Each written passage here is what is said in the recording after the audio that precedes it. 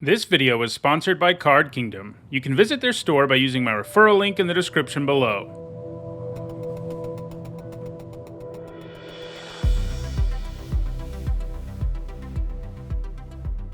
Hi everyone, I'm Nitsahone, and today is Friday, and that means it's time for another MTG Top 10, the series where I rank cards based on their historical performance at Magic's highest level of competition. Today, we're going to take a look at 3 mana 4/3s. I've looked at a lot of stat lines in this series and it's almost 600 episodes, but there are still many that I haven't looked at, so it's time to check another one off the list. Getting a 4/3 for 3 mana is a pretty great deal, so it doesn't take a whole lot of additional upside to appear on a card for a creature with that stat line to see at least a little bit of play. To be eligible for this list, a card had to cost 3 mana, have 4 power, and 3 toughness. In all, there were 46 cards eligible, and in this video we'll look at the 10 that have left the biggest impact on competitive Magic.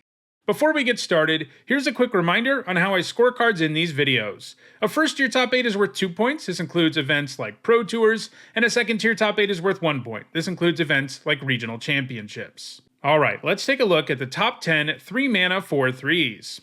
At number 10, it's Shatterskull Charger. This starts out as a 3 mana 4/3 with Trample and Haste, but it does return to your hand at the beginning of your end step. While that isn't entirely downside, it does tend to be more downside than upside because having to cast this over and over again isn't the most efficient use of your mana. However, it does come with a kicker cost of 2 generic mana, and if you pay that, it becomes a 5 mana 5/4 with Trample and Haste, and it sticks around. Both options can allow you to do a bunch of damage out of nowhere, something red decks always love. It gained all of its points in Mono Red and Rakdos aggro decks while it was in Standard. At number 9, it is Skittering Horror. This 3 mana 4/3 comes with a pretty big downside. If you play a creature spell, you have to sacrifice it. These days, we get 3 mana 4/3s with upside all the time. That's most of what you're going to see on this list, but back when this was printed in 1999, creatures on average were significantly worse. I think if we were to adjust this for power creep, it would be something like a 3 mana 6/5 today. That still might not see that much play today, but it is definitely more impressive than this is. Anyway, it gained all of its points in mono black mid-range decks while it was in Standard. As you would imagine, the deck didn't run a whole lot of other creatures.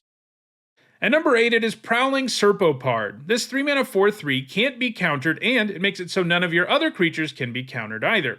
It was a sideboard card for standard aggro decks, which would bring it in against opponents who ran a bunch of counter magic. It also has a lone point in Pioneer, where it played a similar role in a Gruul aggro deck's sideboard. It doesn't have any points since 2020, and it isn't that likely that's going to change anytime soon. At number 7, it is Renegade Freighter. This 3 mana vehicle has Crew 2, and when you crew it, it becomes a 4/3 creature, and when it attacks, it gets +1/+1 and Trample until end of turn. If you played any Kaladesh Limited, you know this was an absolute beating and a pretty insane common. It often felt like a 3 mana 5/4 with Trample straight up. Obviously, Limited doesn't provide points for cards in these videos, but the fact it's a crazy good common is relevant because it's gained all of its points in Pauper, a format where only commons are legal. It's been played there in Zoo aggro and Elf decks.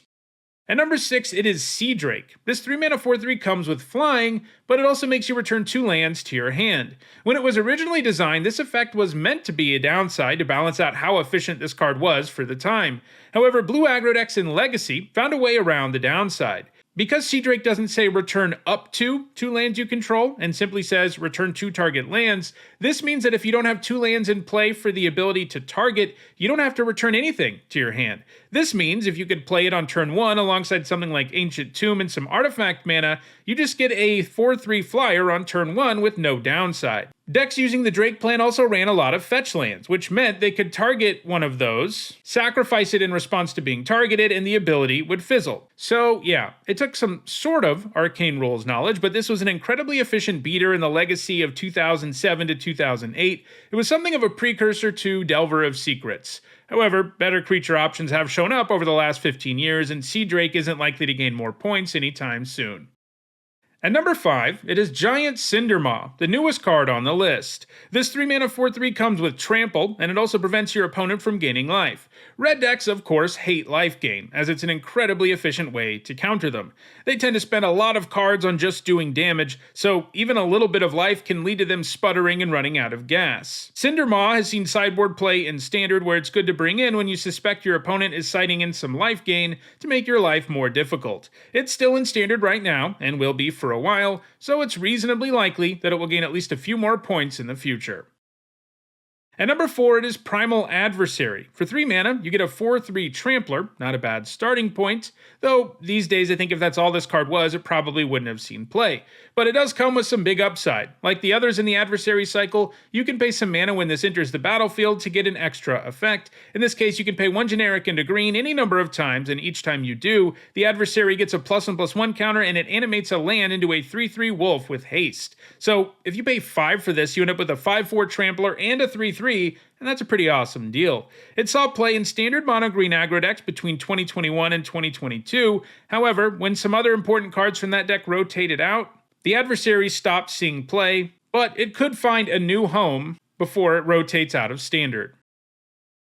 At number 3, it is GARRUK'S Harbinger. This 3-mana 4/3 has hexproof from black, and when it damages a player or planeswalker, you look at that many cards from the top of your library, and you reveal a creature or Garruk planeswalker and put it into your hand. This color-specific hexproof makes it immune to a whole lot of great removal, and even just getting in once with the Harbinger is pretty likely to draw you a card. While it may look a little bit like a sideboard card because of its hexproof from black, the Harbinger has mostly seen main deck play in both Standard and Pioneer. In both formats, it's been featured in green aggro decks, and it's still gaining points in Pioneer now, so it has a good chance of continuing to move up the list. At number 2, it is Greasefang Okiba Boss. This 3-mana 4/3 can reanimate a vehicle at the beginning of combat, giving it haste and returning it to your hand at the beginning of your instep. It has gained all of its points in an eponymous Pioneer deck that is all about quickly getting vehicles in the graveyard and bringing them back. The most impressive thing the deck can do is bring back Parhelion 2 on turn 3. Because it gives you 2 4/4 Angel tokens when it attacks, you get to hold on to those even after Parhelion gets bounced back to your hand. This deck has been a force in Pioneer since 2022, and while it isn't quite as dominant right now as it has been in the past, Greasefang decks are still putting up impressive finishes at Pioneer events. However, it's basically impossible for it to ever catch the number 1 card on the list, which is Bonecrusher Giant, which has more than 100 more points than Greasefang. The Giant is a 3-mana 4/3 that does 2 damage to your opponent when it becomes a target of a spell. That makes sure that in most situations, the Giant will be damaging your opponent even if they remove it. Bonecrusher Giant's value doesn't end there, though. It also has an adventure. You can cast it as an instant called Stomp for 1 generic into red, which does 2 damage to any target, while also making it so damage can't be prevented. As with all adventures, you can cast that spell half, and then it gets exiled, and you can cast the creature out of exile. You can also just choose to play the Giant side without ever using the adventure if you really need to. You definitely get more value out of casting both halves since it gives you a 2-for-1. Bonecrusher Giant was so ubiquitous in the standard he was part of that many creatures who might otherwise be playable in other formats just couldn't be played, since if you had an X2 in your deck, it could easily get killed by the Giant's adventure, which only cost the opposing player half a card, and that just wasn't an advantage you could give up. It was able to see play both in straight-up aggressive red decks and in more adventure-centric decks too. While it isn't quite as format-defining elsewhere, it does also see play in Historic, Pioneer, Legacy, Vintage, and Modern. As a result of all that consistent multi-format success and its absolutely massive lead, it's hard to imagine Bonecrusher Giant will ever be surpassed by any current or future 3-mana 4/3.